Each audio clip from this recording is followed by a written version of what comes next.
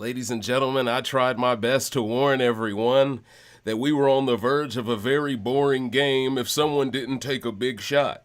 A couple of Saturdays ago, it seems as if I ruffled some people's feathers for suggesting that it's in Leah's best interest to do the one move she could do to basically cause a momentum shift. For whatever reason, a lot of people resorted to extremes to basically shame a player like Leah into not doing that move, which continues the same tired narrative where it feels like we are currently in Potato Chip Part 2. And that's really the greatest way I can really transition into this rant. See, a lot of people are seeing similarities between 24 and now 26. The way so many players seem to just conveniently forget the things Chelsie does that piss them off, and they only remember the things that other people do that tick them off, it really is starting to feel Disney Plus. For MJ this past week, to know for a fact that Leah never told her a single lie about the Chelsie, that's a new term we have over there on Patreon, ladies and gentlemen. Become one today, you can experience another classic. But we come up with a new term, the term is so accurate that you can say her name just by saying it. Say it right now with me, Chelsie. That should tell you something. But with that said, her Chelsie of a player like Leah all season, since week 1, is why she wanted to win week 2's HOH, and it's why she used a week in which Lisa was her target all along to force Leah down the path of chasing a different man. Only for her this week, while talking to MJ, she creates the delusional narrative that she's been in a showmance with Cam since week 2.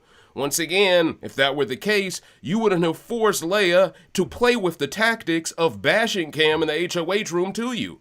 Because if you were already in a showmance with him, she wouldn't be bashing him. She'd be giving him compliments because that's your man, right? Once again, logic has escaped Makensy completely. But ladies and gentlemen, in this rant, we have to break down both fumbles here.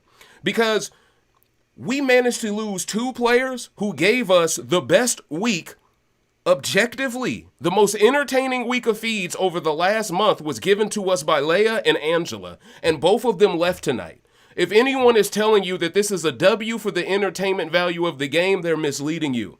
And y'all know me, I'm pro-black, everyone can be invited to the cookout, but I love to see black players be challenged at some point to legitimize their greatness. What I don't like to see is an NBA player showing up to the Drew League and basically dropping 40 on a bunch of amateur league players, and then people act like they just dropped 40 on the Golden State Warriors.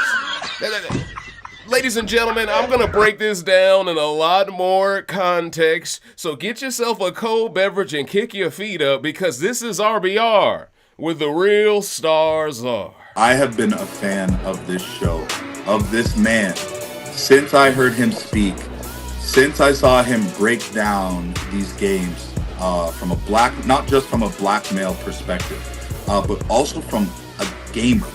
Like he's it's like he's played the game many times before. You dig?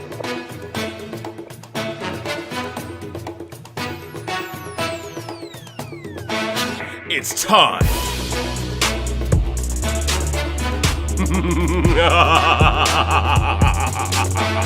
To tell the truth, this stalemate, this steamroll has gone stale. Welcome, ladies and gentlemen, to the critically acclaimed Pop the Trunk podcast, now Patreon exclusively sponsored Hall of Fame, where no one is safe from criticism. I'm, of course, your humble host, Dave. And we're here to discuss, we're here to eulogize the season, basically. Trust.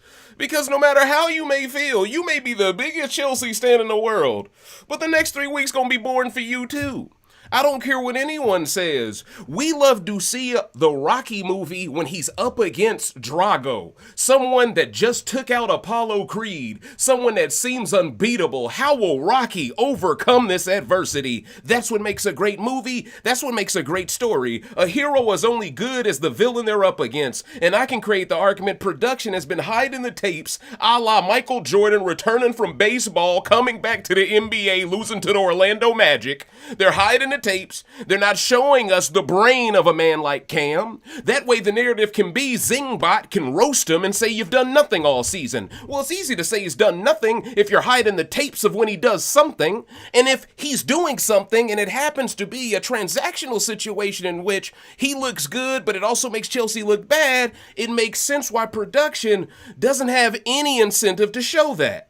Because this entire season has been the Chelsie coronation party. I don't know if you've noticed, I have. And listen, I like seeing great players play great. I'm not gonna hate.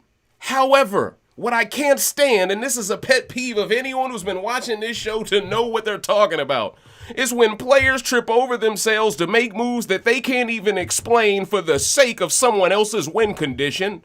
Then we're supposed to come back to the drawing board every week and act like this season's so great. But if everyone isn't playing to their own win conditions, how can we say the season is great? If every time the running back gets to the goal line and he just falls down and he takes a knee, and instead of scoring touchdowns, how are we supposed to compliment the defense if the player with the ball's a numbskull? Right now, people are acting like Chelsie is the old school Steelers defense. I'm talking from the 70s or something. They're acting as if they got Mean Joe Green or something like that. But the truth is, you ain't gotta play defense if you playing against Tim Tebow in the pocket. Can I keep it a bean? Makensy pulled a Tim Tebow this week. She don't know where to go with the ball. Literally, what the move she needed to make was right in front of her. You're coming off a week where Chelsie just lambasted you for getting close to Cam. And what do you do with HOH? Want less influence than you did when you weren't? What are we doing? Huh? Nani? And I'm supposed to see this as a purist of this game, and I'm just supposed to give Chelsie all the credit, and I'm not supposed to pontificate on how this doesn't logically even make sense for Chelsie for this even to have worked? Especially coming off the week before where she literally shouted at this same lady. Listen, man. There gets to a point where the gameplay is so ludicrous, it doesn't matter who wins, because this season deserves an asterisk. MJ, what are we doing here? Leah's probably one of the few people who actually wanted to see you get your swirl on. And that's the one you're gonna hate on. Because Chelsie told you Leah said that Matt belonged to her. Literally, Leah want to get with Quinn in the jury house. And you complaining about Matt when you told her she ain't into Matt. Like, what are we doing? And what's worse is, if you care about Matt so much, why did you just save Angela by taking off Kimo when Angela took out Matt, and that's what derailed your game to need Chelsie? Like, what are we doing? The cause and effect, it's like they forget the cause and all they care about is the effect. But what about the way it's affecting the fans? Right now, we're watching a whole bunch of people crash out for the sake of saying, all for one, one for all. I feel like My Hero Academia or something, man. I feel like All Might just picked out some kid in the crowd and said, you deserve these powers. That's production saying, Chelsie, this is your W. We're gonna clear the entire road for you, coach. You ain't gotta worry about no smoke along your path. Yeah, you're gonna have a hiccup here and there during 2 weeks of the Stone Age, but once T-Cornball takes out Tucker for no reason whatsoever, then you're gonna be back in full stride and the game gonna be handed to you again. BB26. Whoa, everyone says this is the best modern season, but I can create the argument we're in the same position we were in when Jag steamrolled. But I guess since this isn't a man doing it, everyone is gonna remix it as if this is the best thing since sliced bread. Come on, coach. Let's keep it real. This ain't even the cinnamon raisin bread swirls. This is crazy. People talking like this the best bread they ever had. Stop the nonsense. Stop the nonsense. When it's all said and done, this season has managed to water down what it means to be good at the game. It has completely blitzed the idea of what it means to be entertaining to fans. Because now production believes they should just look for people that are just do dumb stuff, because that's what people say they like now. So now the people who used to be super fans, we're going to get less of what made us 20-year-long fans of the game. And the casual, borderline, identity, politics supporting, fair weather fan that just wants their fave have the game rigged to them season to season, they're the ones they are now catering to. And this is alarming to me because you're already making sure there's no men in the jury. Now you're finna stack on top of that the idea that there's certain people y'all will go out of y'all way to make sure veto's always used on every week. I still don't know why veto has to be used every week. That also exposes what's going on here, right? Because a lot of the weeks vetoes were used, it didn't even benefit the veto holder to use it. They were just forced to do it. And at the end of the day, it used to be if you win a comp, you're stacking your resume, but you're throwing the comp because you don't want to be a target. Cam has wisely thrown comps to not be a target, but now he's been robbed of his autonomy and the game narrative that he's playing well simply because he just looks like Chelsea's sidekick. But that's built around the idea that Chelsea gets to lie about this man's entire game 24/7. She gets to destroy everything he represents. He has to build it back up when she isn't around. Then she can destroy it again. He has to spend so much time building back up what she is forcing him to clean up, instead of him having the time to really set things in motion like he wants to. This is the first week really Cam has been able to really put ducks in a row for himself. And we're almost 11 weeks in. Well, I guess now after the double, now we're week 12. Think about that. So for 3 months, this brother could not play any way he truly wanted to because he was handcuffed at all times. He was either handcuffed by the Pentagon, and Quinn snitched on that, or he was handcuffed by Chelsea, who tells us she loves this man and he's her future husband, but at every turn she's trying to rob him of his own pivoting prowess. Just like how T-Kor tried to rob her of her own pivoting prowess. But this is why, as someone who usually supports black players, I am noticing all the division in the pursuit of these selfish win conditions. People are scrapping the things that normally would matter, and they've somehow substituted pro-blackness for, oh, Kimo and Rubina now count. It's like, hold on, what are we doing now? We're diluting this. But I can argue it was being diluted with the whole feminist jargon. So you just got to understand, ladies and gentlemen, MJ doing what she did this past week was dumb for so many different reasons, right? Number one, Leah never comes for her. Why would you ever target someone that's not coming for you? Number two, she had your best interest and she was willing to take a shot that other people aren't willing to take. And for your game, you should know you can't beat Chelsea, so you should want to keep someone who will target her over you. Number three, coming off of the backyard thing, coming off of Makensy literally bucking Chelsea to make sure T-Kor left, why would she fight so hard to get her way then just to be HOH and have no fight in her left? It doesn't add up, right? Because strategically speaking, once you start gaining momentum in your favor, conventional wisdom suggests you're going to double down, put your foot harder on the pedal, and start creating your win. Makensy managed to create an opening for a win, then she closed the window immediately because Chelsea needed it closed. She didn't like the cold draft at night. It's like, bruh.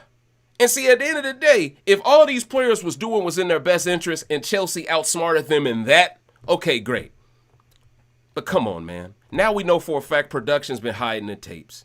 And now that we know you've been hiding the tapes, we know Zingbot's entire approach was built off y'all hiding the tapes. Then when Zingbot talks, and we know Chelsea got a whole bunch of stuff you could roast her for, that would make everyone see her in a different light, y'all decide to portray her as a victim because Cam doesn't want her.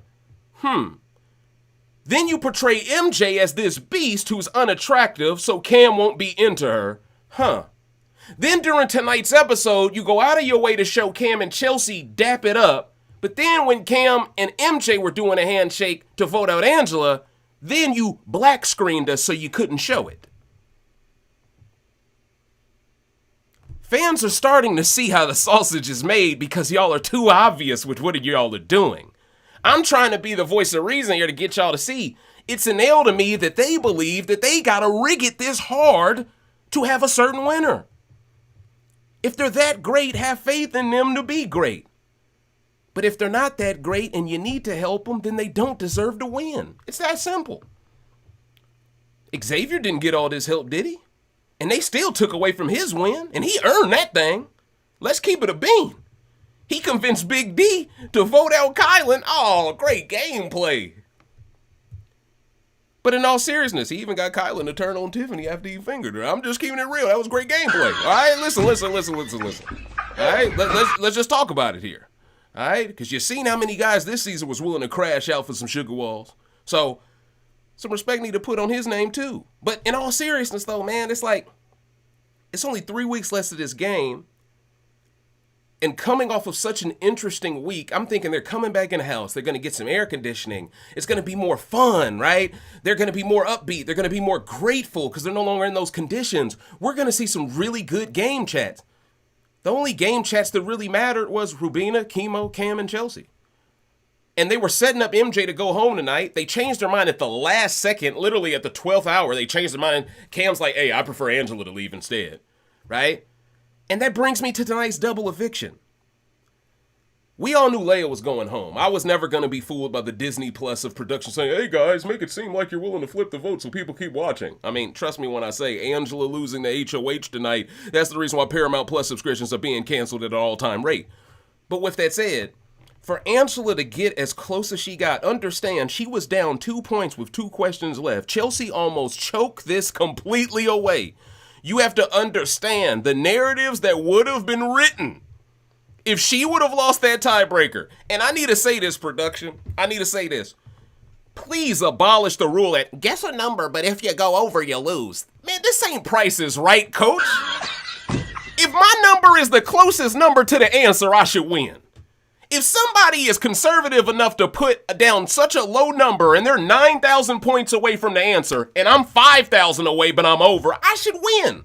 I think that's Disney Plus. No. It should be whoever is the closest. Come on, coach. That's how it should work.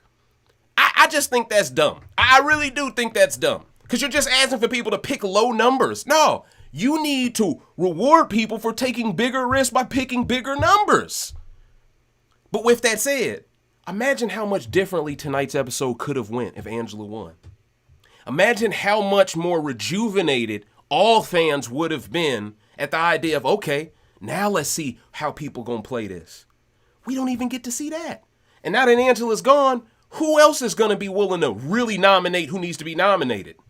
We supposed to root for MJ to win HOH again and be Chelsea's puppet twice? Like, seriously, though. Like, and we know Rubina and Kimo are after MJ. So, I've pretty much given you a reason why you can cancel your subscription, too. In all seriousness, but the gameplay is just way too predictable. I saw people this past week create narratives. Final 7 is always this boring. No, it's not. That's a lie.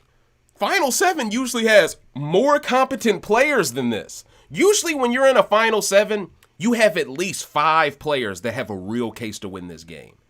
This Final 7, if we're being real, I'm not too sure it was 5 players who had a real case to win this game. I think MJ threw away her case to win. I think Rubina and Kimo have been way fair since the beginning. And that's what makes it even crazier, right? In the veto comp, all of a sudden, Kimo turned into Tucker as soon as it's time to blockade Angela out of the game. All of a sudden, now Kimo, he want to flip a switch. He did this to Matt, too, to be fair, but I mean, listen, Angela, he helped your game get on the right footing by winning AI, and then he hurt your game by making sure you couldn't stay in the house. I mean, that's what happens sometimes, but you know, I just feel for her because when she got eliminated and when she was speaking to Julie, you saw the real passion she had for this game. You know, the real passion. I really appreciate that. And even though I have, you know, criticized her with constructive criticism, to be fair, throughout the season, I found my way more so or less on her side down the tail end of this game. I felt like her and Leah were the only players who really were trying to give us something. I felt like they were only players that were delivering. I felt like everyone else was just on cruise control. And see, when you're at the end stage of the game and so many people are okay with monotony, repetitive gameplay, you tend to cling more to the players that are more willing to upend the power structure. Now we don't have anyone with the balls or the ovaries to upend that power structure. I think Rubina and Kimo are more scared straight than anything else. But I do think Kimo seems to be the one guy capable of seeing the light. We'll see if he does see it at this point. But, you know, I think Kimo has a real shot of winning this game, not based on anything he's ever done, but just based off built-in sympathy. And that's the thing, right? Cam doesn't have the built-in sympathy the women or Kimo have. Because of that, I think Cam is destined to get second place no matter what, and that is really the conundrum, hence why all these women set up the men to be in such a lopsided jury, right? They want to guarantee only Kimo can be a man that walks out of this house as a winner. So because of that, once again, while I am rooting for Cam, and while I do believe there are ways he can somehow mastermind Chelsea's departure, and I told patrons this following week, after MJ's horrible week as HOH, personally, I think the only person Cam can beat is MJ. I think the talk about her winning all these comps so she's the rightful winner, no. I think this past week she exposed how dumb she is. If anything, that's the one person you can say, hey man, I might be an idiot, but I ain't this much of one, right? And that's the thing. But see, what gives me pause is how production goes out of their way to support Chelsie in all of these different bullying tactics, and the way that she kind of dictates how this man can be a man, you know, and it's so off-putting. And she's very condescending, very entitled. And people like this, if you reward them for this behavior, I'm worried they are just going to be what they are this season times 10 because now they got the money behind them. That's my concern.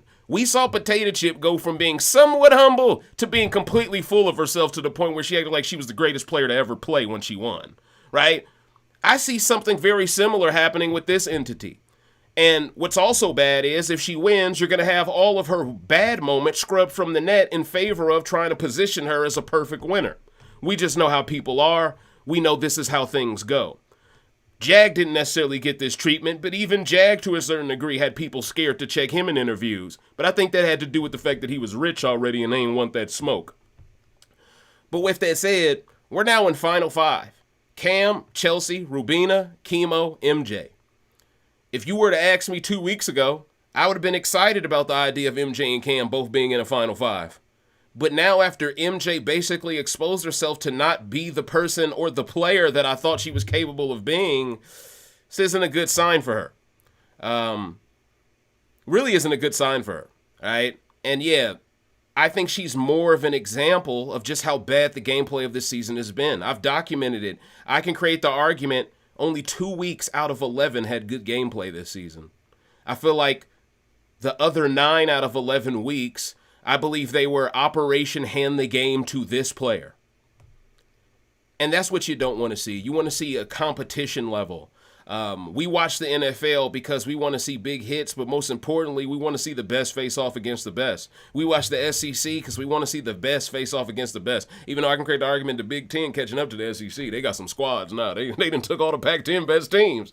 It's looking real in the field. Now the SEC got some Big 12 teams too, but still. But yeah, we just want to see the best of the best. Unfortunately, this season, it had one player who took advantage of the worst of the worst.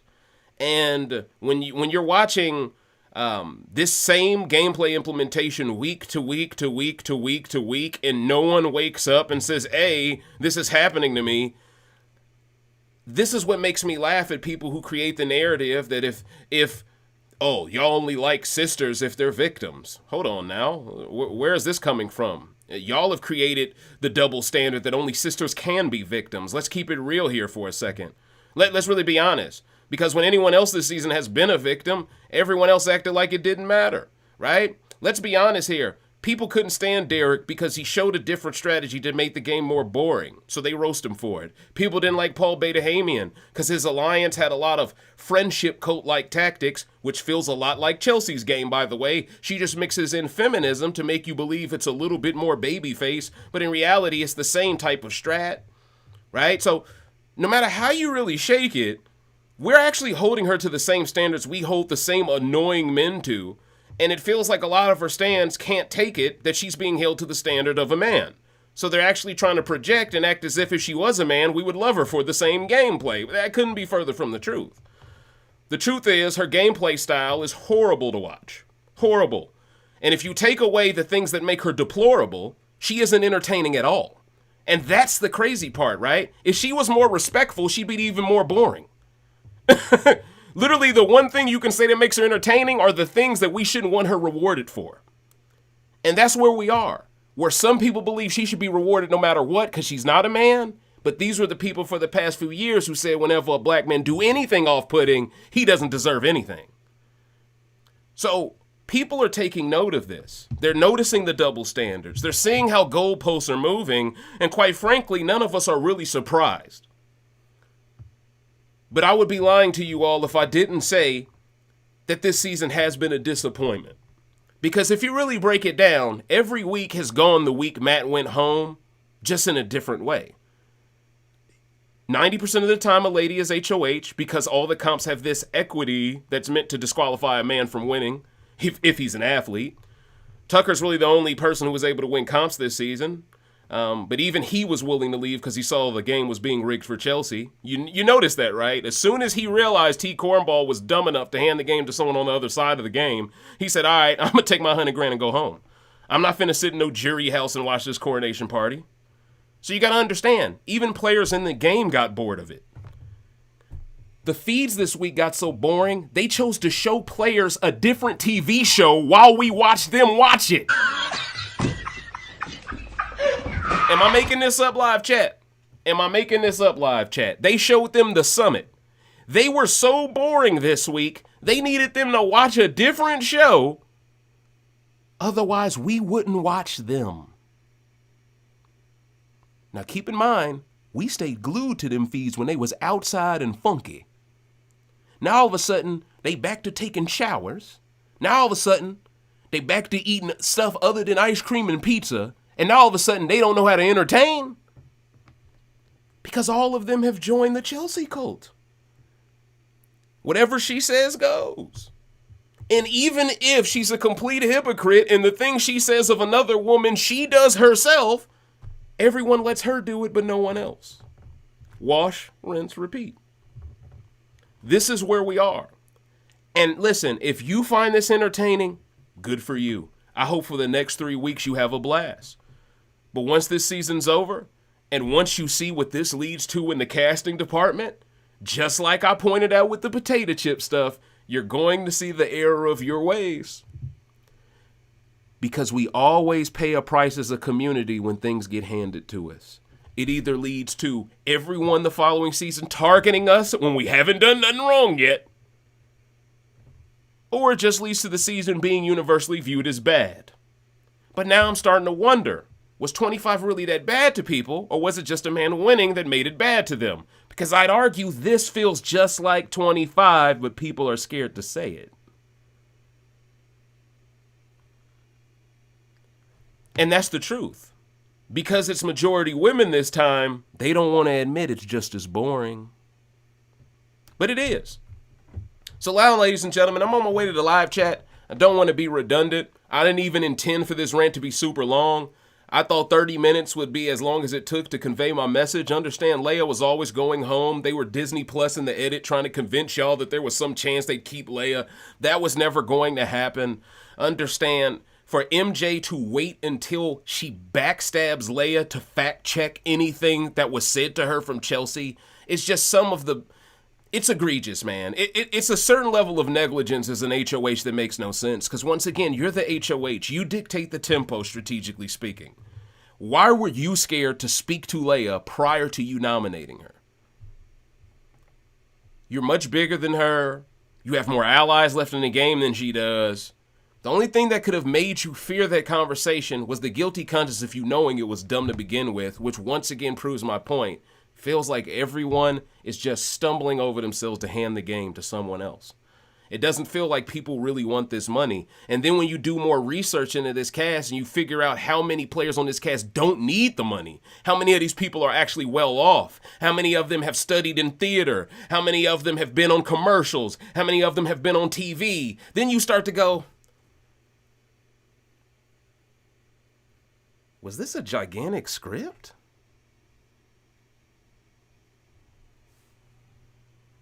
All I'm saying is the gameplay has been so bad, it feels like a script.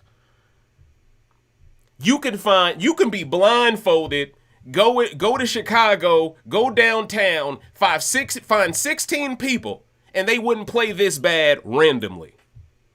But y'all somehow found 16 people you picked by choice that played this bad. and you're selectively covering up a woman being problematic, the one time she's just as toxic as Evil Dick, the one time she's just as toxic as all of these other guys like Paul Beta-Hamian, the minute it's a lady who's this toxic, now all of a sudden we hiding tapes. Y'all didn't even hide tapes when Paul wore blackface. But y'all hid tapes for this lady? It must be nice. It must be nice, bro. Fellas, just know I feel y'all pain.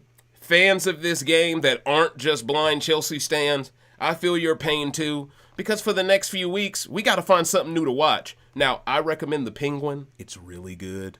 If you like the Batman with the Battinson, as they call him, The Penguin, it's really good. All right, y'all deep up in here, man. Please get your questions together. This is more about me speaking to y'all at this point. I really want to gauge how fans feel. I looked at the statistics. It doesn't feel like a lot of fans dropped off because people were that concerned for Leah and Angela this week. But I think that was fool's gold, a lot of those numbers. I think losing Leah and Angela in 1 week is going to lead to such a staggering drop-off in people caring about feeds. So you got to understand, Leah and Angela, they were leading. Remember a couple of Thursdays ago when I showed y'all the statistics? Leah and Angela, it was basically Leah, Angela, and kind of T-Kor. They were kind of leading the polls every week for like the last month almost. They've all left in a row. So I can create the argument that people, for better or worse, that creates the biggest reaction out of fans, they're all gone. So you know what's going to happen, right? You're either going to see people bashing Chelsea or liking Chelsea. I don't think you're going to see people really speaking on anyone else because no one else really creates any reaction from the fan. MJ has lost support from a lot of her fans by playing badly. That's just the truth. Cam kind of, coasting along and waiting for his right moment. He, once again, hasn't won an HOH yet, so he's not doing anything to separate himself either. So if I'm being constructive there, Cam also, to a degree, has been boring this past week. Not strategically, but just altogether, he's not really providing a fight yet. And then Kimo and Rubina, they're just along for the ride. So, when you lose the two people who were capable of a fight, and we were marketed that this would be 90 days of a fight, we feel let down. Because towards the end, it's supposed to be the main event. The main event shouldn't be the worst fight of the night. You see what I'm saying? Imagine if the person who opens up the card has the best fight. Imagine if the comedian who opens up the card has the best jokes. Imagine if the headliner comedian at the end makes nobody laugh. You know how bad that would look for everybody involved. This is why a lot of headliners don't want nobody funny to come before them. But in all seriousness, though, that's how I feel about Chelsea. Anybody that was entertaining, she snipped. So now, the game is being handed to her, but it's boring as ish. Right? So it's one of the things where people are comparing her to Maggie. They're saying, stop saying she's Derek, she's Maggie. Y'all must not have been around back in the day when Maggie played. I'm here to tell you, fans couldn't stand Maggie, bro. But once again, the people who create the narrative, we only dislike her because she's a black woman playing this way, that's a facade. We couldn't stand Maggie either. We were Janelle Howie Kaser stans, bro. James, we rocked with them. We didn't rock with the friendship. We didn't rock with Bo and them. We didn't. Don't believe the lies. Didn't no one want Maggie to win that game. Didn't no one say she was a bad player, but no one was really moved by her win either. And I think that's what we're on the verge of happening here. Where it's like we all can go, yeah, she a good player. But deep down, no one is going to be like, she had such a challenge that season. No one's going to feel that way. And those are usually the winners over time people do not speak fondly of, like Derek. I'm trying to get y'all to see it. So when you see these people create these narratives over time, it's not an example of them having some agenda against her. It's them just not liking her gameplay style. Right? Like, I can admit Tucker's bad at the game, but his style was at least entertaining. The perfect player is one that can play a mastermind game and entertain while doing it. This is what Will mastered. Chelsea has not mastered that. Especially now that we know everything that is her and Cam's doing, she's getting sole credit for. We don't even get to have Cam's full perspective on the things that he helps her accomplish. So they basically turned Cam into Robin. They turned her into Batman. When the whole time she been doing stuff in Gotham that could put her in Arkham Asylum. MJ just acted like Scarecrow hit her with the gas. That's how you know Penguin got me in my game, on my A game right now. But in all seriousness, though, man, listen, man. Listen, I'm here so I don't get fined to a certain degree. But at the end of the day, my number one concern is that y'all are enjoying yourselves here, and that's what really matters.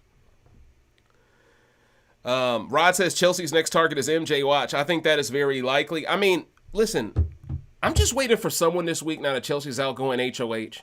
Let's say, I just want someone to be like, yo, you know Chelsie was trying to set you up next to go, right? Like, that's why I was rooting for Angela to win, right? Because I wanted to see a scenario like if Angela won, you know, would she just throw up Rubina to get out Kimo, or would she take that shot at MJ? I was kind of intrigued by that, you know what I mean? But yeah, I have a feeling if Chelsie does somehow go out, a lot of her stands will start seeing the game the way we see it. But as long as she is on this steamroll turn stale, they're going to still act like this season's one of the best ever. That's how I think people will hedge. Edmund says he despises Chelsie. Hey, I'm right there with you, bro. I don't like anybody who abuses people emotionally, mentally, psychologically to get their way. And I really don't like people that are unaccountable for what they're doing and they hide behind religion. I don't like that. I don't like it at all. And also, this cast has a lot of religious players as well. It was almost as if they tried to set up a reverend the win, right? Like Jocasta didn't get to play with a whole bunch of religious people. Jamaica didn't get to play with a whole bunch of religious people. You see what I'm saying? I mean, Jamaica low-key played on the cast with a whole bunch of people that may have been atheists with it. I don't know. But with that said, Gabby says her meanness is the only thing entertaining about her. And see, that is my point, right? The more women root for her to win, the more they're trying to get her rewarded for being a deplorable human being, a deplorable player, right? And what they're doing is they're setting a precedent now where any man can be as deplorable as he wants and y'all can't complain ever again. See, they don't understand. The tape, we have the receipts now. So from this moment forward, they can't even use the term misogyny no more. Because they have shown us they will legit believe a woman deserves $750,000 for being a misandrist. They've shown us that. They have boxed themselves in and they have exposed that everything they have jumped on a soapbox for was a grift. I mean, but I could have told you that. Because as soon as you're an attractive white woman, all of a sudden feminism don't apply to you. They went from saying it has to be an all-woman final six to snaking women left and right soon as Quinn left. And notice, the women they snaked, because I don't consider T-Kor one of them, the women they snaked was legitimately the women that were in Chelsea's way. T-Kor wasn't in Chelsea's way, though. But that's why Cam and MJ doing the right move to make Chelsie need them more and then handing Chelsie the reins back to have full control, it's hustling backwards. Absolute hustling backwards, you know? But for Cam's game, I understand it. For MJ's game, I'm trying to separate the two. Stupid. Especially if you're going to choose to go with Cam to a movie and you're going to kick and you're not going to invite Chelsie or Leah or Angela there. You're going to let Kimo and Rubina come. For me, if you're going to do something that ballsy, you also got to be willing to keep bucking her. The fact that you did that, knowing how much she can't stand you alone with him, and then you do everything she wants, like, I don't understand it. It's like, do you want the man or do you not want the man? I don't get it. I don't get it. Edmund says Cam's not playing for himself. He's playing for Chelsie. I agree with you. I agree with you. I would love to believe he isn't, but I think because of Zingbot, see, this is my real theory. I'm just going to explain it. I think Cam was fully over her in terms of I'm willing to play for myself from this point forward now that T-Kor gone.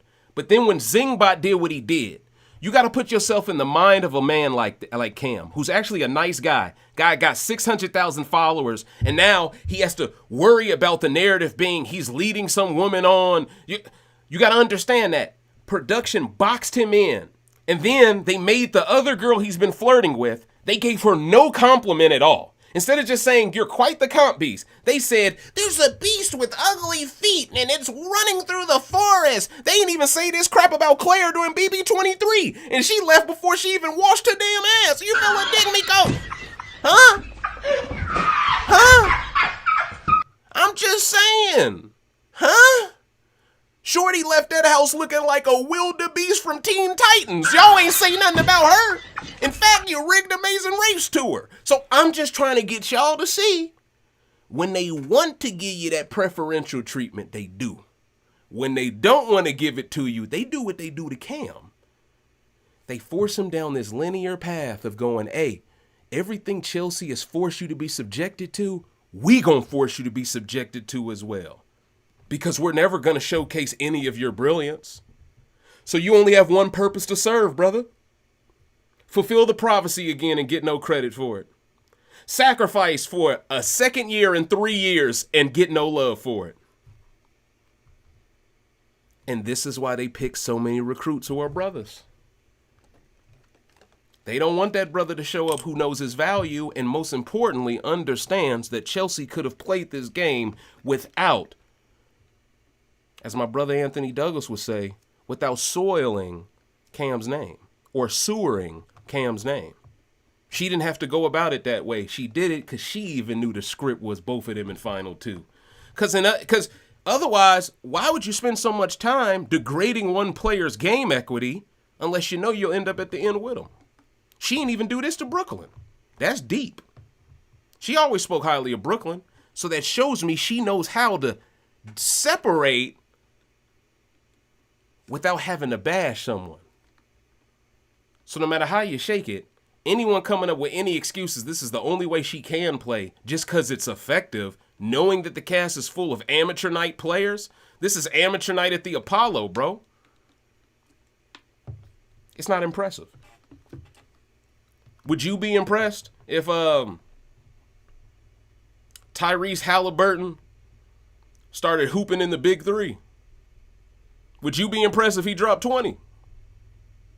Of course not. You just wouldn't be.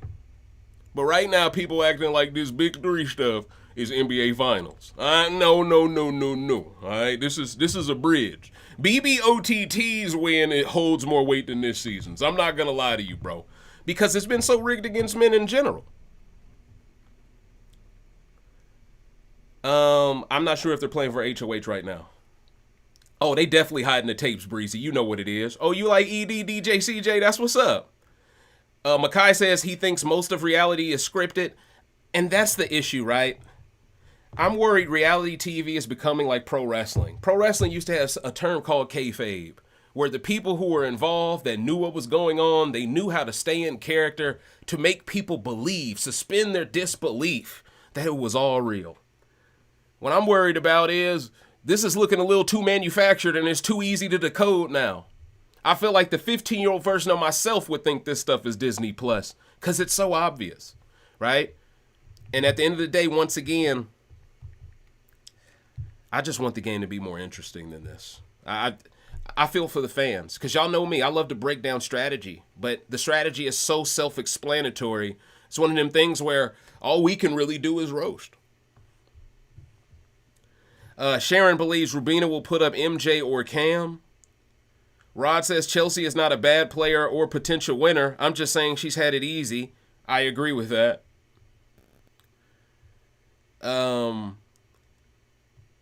Pilar says, I saw a comment on YouTube and some people are calling this season Cookout 2.0 because Leia and Angela both went to jury. Oh, man. Well, you can tell it ain't Cookout 2.0 because we ain't that excited now, are we?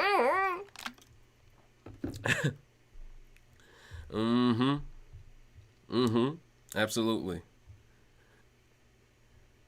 Shout out to my boy Ubong. He says Maggie's in hiding to this day for her conduct her season. That's a good point. Stephanie says, I didn't like Maggie, the friendship, or Paul. And that's the point, right? I think if more people do the digging, they'll realize the people who don't like Chelsie don't like anyone who's being compared to Chelsie. So, we're being consistent here. We just don't like this type of gameplay. We don't like it when people play completely stupid from week to week. We just don't like it, right? You can say it if you want about BB23, but it took a very smart alliance, and even then, they got you out, and they were respectful by taking you out. The cookout never went low to get even. The cookout never went low to make sure they made Final Six. The cookout knew they had a bigger purpose than that. So they outcompeted you, but they respected you at the end of the day. What I don't like about Chelsie is I don't think she respects the people she competes against. You can't really respect your competitor to say the type of stuff she says about these people. You know what I mean? And once again, right? If production can so easily upend the games of other players throughout the past with certain questions that they lead with, you have to wonder, how did Chelsie get away with all of this and no one ever got a lead-in question that made them think Chelsie should go? Except Tucker? Tucker, the only one who saw it. Now, of course, Leah and eventually Angela saw it, but Tucker, the only one who saw it, though, since. Well, I guess Joseph, to a degree, saw it, too, but yeah, they snipped him quickly. Thomas C. says he doesn't like Chelsea's attitude. I don't either. Like, when people say they want to see her humbled, people take it personal by proxy, as if this isn't an arrogant entity. Y'all acting like this the most humble girl in the world or something, selling Girl Scout cookies on the street. Like, dog, she is not selling Samoas, coach. Like, I don't know what we doing. You know what I mean? I don't know. Amethyst says Cam got his dogs at the crib. You already know he got his dogs at the crib, but he need to start getting back to that dog he was in that backyard a week or so ago. I don't know what happened. He went from he went from doing that to go like, I don't want to see all that, bro. Like, you know what I'm saying? I don't want to see all that. You got this girl checking you, talking about, you're always eating on me. You're always eating on me. You know what word I'm really saying. You're always eating on me. And he's over here like, what? And you got to understand, she's pressing him full court pressure, because of Zingbot. You feel it, dig me? When the truth is, if Zingbot keeping it a bean, he probably says a joke like, Chelsie, Chelsie, Chelsie. Once upon a time, 10 years ago to the day, I made a fun of a player during BB16 named Caleb. Well, you're beast mode cowgirl. You know what I'm saying? You could have cooked her. Y'all didn't imply she was stalking this man. Y'all gonna create a religious joke and say, you don't have a prayer with him. Zing. Man, that's light. That's light. So you gonna call MJ a man? You gonna say Angela can't win, even though y'all rigged how many vetoes to be used on her this season? You say Leia's a dummy.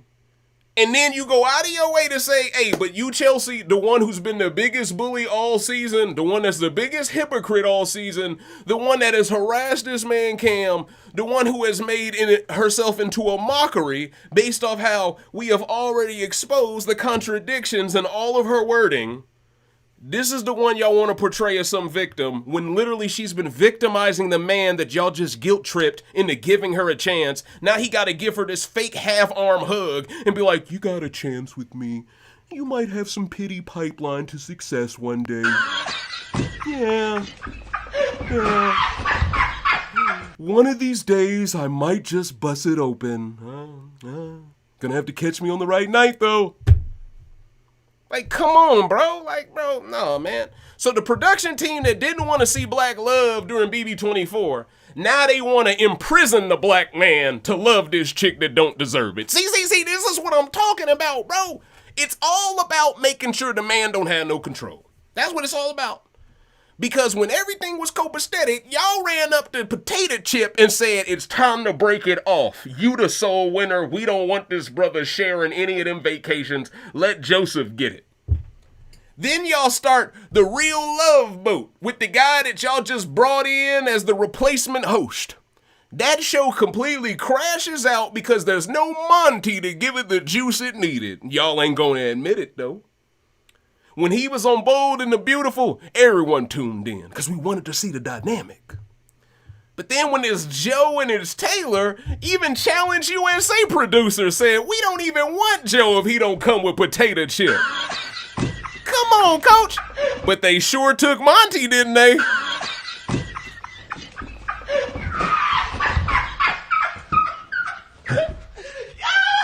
I'm just saying, bro. I'm here to spit facts, bro. I'm here to spit facts.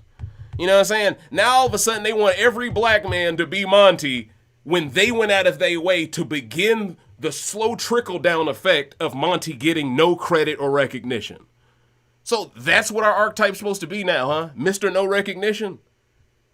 And now, and that's the funniest part about it, right?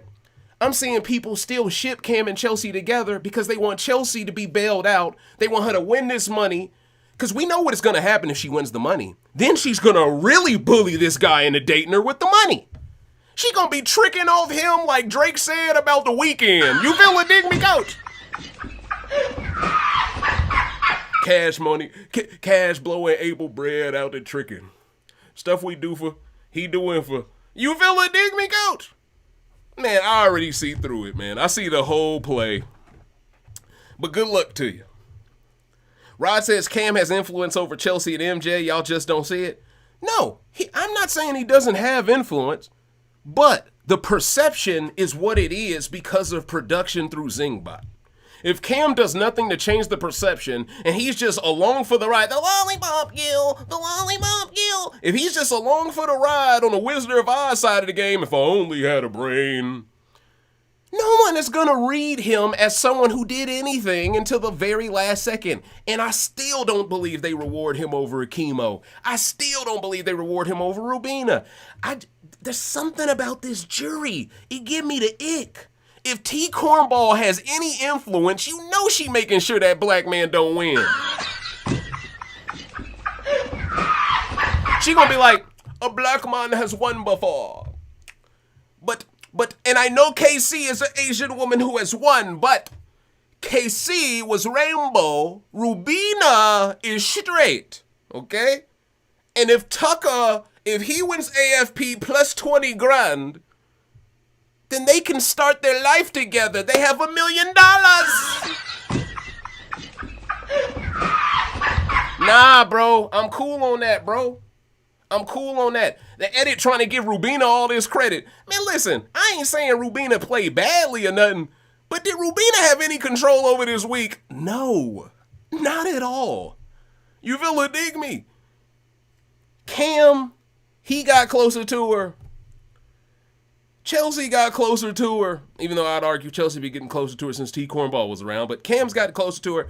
But I can't say any of that credit belongs to her, but you got to understand, last week, during Direfest 2.0, they made that edit all about Rubina's disdain for Leah. So that's why they're giving her the credit for Leah leaving. Because they created a one-sided rivalry. But you notice Leah don't really ever say nothing bad about Rubina in confessionals. That rivalry was just built off Chelsea's insecurities about Leah and Cam, and her forcing Leah to chase after Tucker, which she should deserve credit for because it's her fault why they are even at odds. But once again, it's built about her insecurity. And if it isn't so easy to implement feminism, all of those insecurities not only get called out, but they get exposed. Feminism has put paper over the cracks, and unfortunately, the paper is starting to wither away. And now everyone is starting to see that the foundation that we're walking on is about to collapse. And that's just the truth of the matter. You know what I mean? So, listen, man, it doesn't really matter who wins the next HOH the way I see it. Until I see after veto what the plan is, it doesn't matter. Because the veto has to be used every week. And that's another issue.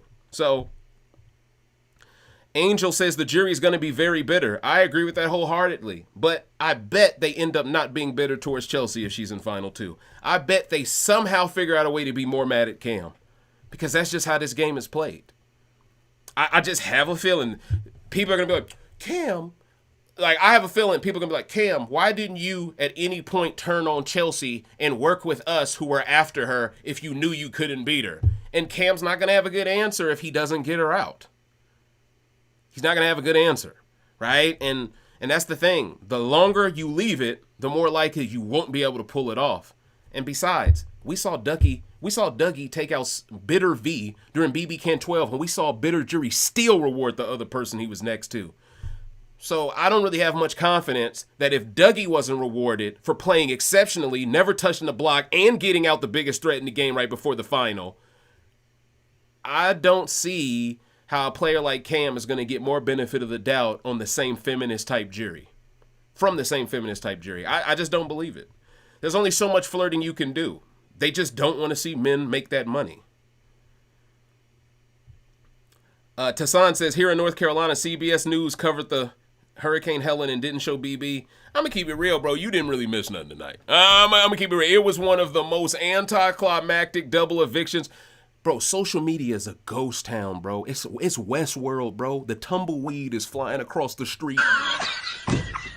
I'm trying to tell y'all something, man. I've never seen fans this uninterested in a double, bro. Dog, the double used to be 59-cent cheeseburger day. Y'all know what I'm talking about. Remember that?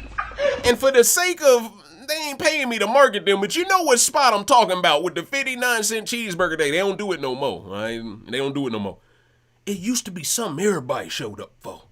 I remember my pops used to take us up to the drive-thru. We'd get, because you only get like 5 at a time per person. He would make sure a couple of us went inside. One of us went through the drive-thru. We come out of there with enough food to feed the whole week. Seems like every promotional moment of this season that wasn't AI Arena flopped massively, y'all.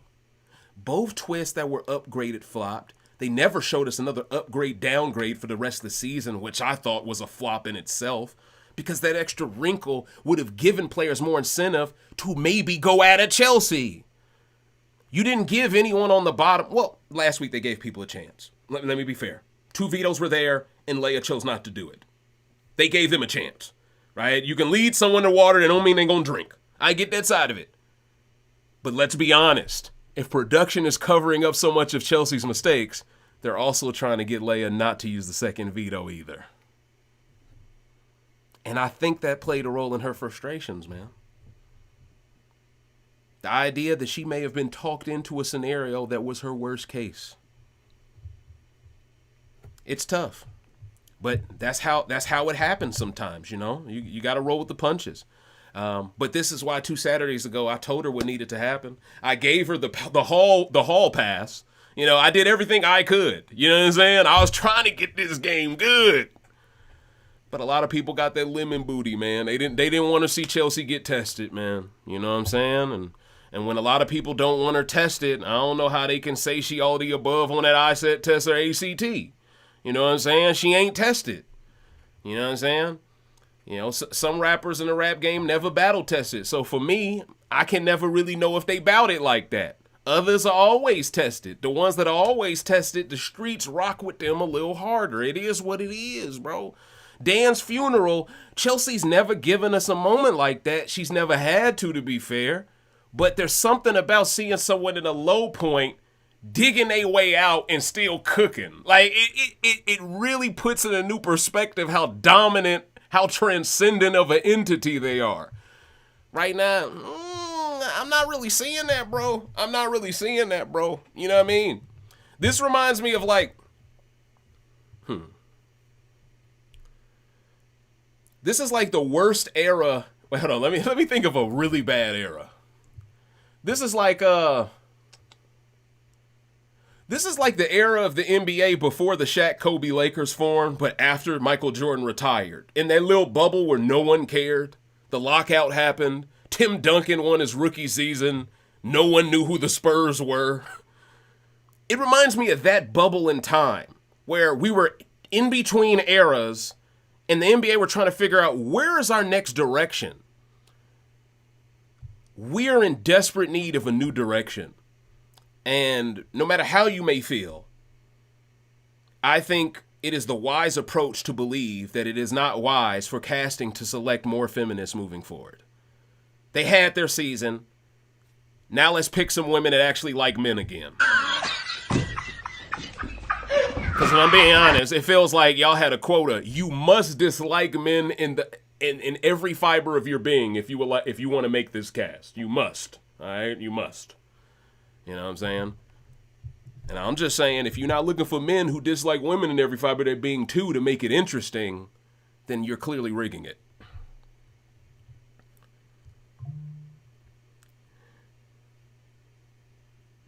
Oh, she was definitely stalking him, DJ CJ. Anytime you lie on a man's name to make sure other women don't go near him, that is stalker behavior. Because that's you trying to make sure no one else can follow him. It's like the movie Swim Fan. Check it out. That's who Chelsie really reminds me of. See, people thought I was joking when I said she was Helga Pataki personified. She's Helga Pataki, bro. She finna have a chewing gum shrine, bro. Y'all made fun of Matt last season with the Riley thing. I'm telling y'all right now, dog. I'm telling y'all right now. Do not let Cam go before Chelsie or Chelsie go before Cam. Matter of fact, if Cam were to go before her, she would be so nervous of the idea that Leah would be with him and she couldn't stop her or block her. She would create a shrine. She'd create a voodoo doll. You feel it, dig me, coach? I'm not making this up. Cam will lose no matter who he is up against. That's my point. And I feel like any sister who sets you up to lose no matter who you're next up against doesn't care about you as a person. Because what happens if you screw up and you go out, Chelsie? Now I don't get to win either? What kind of ally are you? But once again, oh, she's so thoughtful. Yeah, okay. She don't have that brother best interest at all.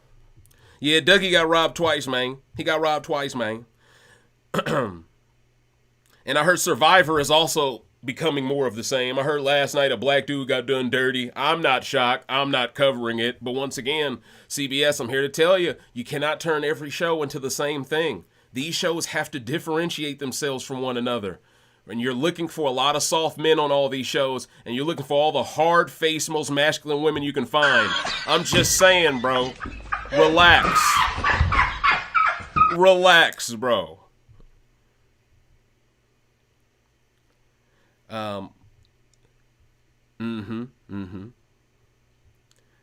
Diana says she agrees. Diana says pick less insecure people. Crazy fine, but a different kind of crazy. Oh yeah, okay. You know about Swim Fan, huh, Ed? But ladies and gentlemen, these were basically my thoughts on the night. I was trying to hold it out and make sure see if feeds return in time. Maybe it's an endurance, I don't know, but I'm Dave Smith for Recency Bias Radio, where no one is safe from criticism. And at the end of the day, I would love to have some exciting double eviction to break down with some unpredictability. But just like every twist this season, not named AI Arena, it has all been predictable. It has all been foregone conclusions.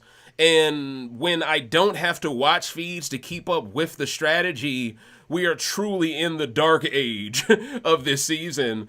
Hopefully this next week, people start to play more for themselves. Cam, based off of feeds, he was trying to work Rubina and Kimo to prefer him in their final three over at Chelsie. We'll see if that works for him. But once again, I think Chelsie would just work the entire jury against Cam if he successfully pulled that off. I just don't see a scenario in any way where anyone is not bitter towards Cam specifically. I would love to be wrong, and if I am wrong, that means Cam won, and I'll take that as a W even if it's an L. But ladies and gentlemen, thank you so much for watching. Patrons, I'll see you again for a Patreon exclusive, breaking down hopefully a more entertaining week than we got. Please comment below and give me your thoughts on who you want to win the game out of who is remaining. Do you still believe this season is as entertaining as people were glazing it Krispy Kreme style to be? I think it is rapidly falling off, and I think its fall off is about as steep as MJ's fall off. You would think that she rock climbs as much as Quinn, so it is what it is. But ladies and gentlemen, thank you so much for watching, and I'll see you on the flip side for another one. Until next time. And as for the power rankings, because the game is so predetermined, Chelsie, Kimo, Rubina, Cam, MJ. I think that's the order. I think there's a chance Rubina could beat Kimo, but I just think Kimo's story, it beats everyone not named Chelsie, hence why I think Kimo should gun for HOH and target Chelsie now. But most likely they'll go after the comp beast first, but after Chelsie has now won 3 HOHs, It's going to be really difficult to keep creating a narrative. MJ's this massive comp beast over her. Chelsie could have thrown the comps MJ won. I mean, one of MJ's vetoes, she won in one round in OTEV. Let's be honest. Thank you so much for watching.